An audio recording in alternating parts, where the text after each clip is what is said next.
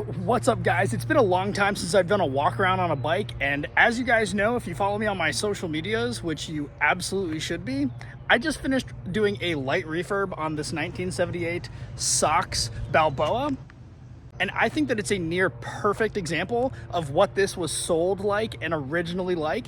So we're gonna go ahead and do a walk around. If you guys are looking to see what your bike is missing, this is a wonderful example. It's only missing the air pump that goes underneath the beer rack. So with that being said, guys, let's give you a real quick walk around and get right to the point.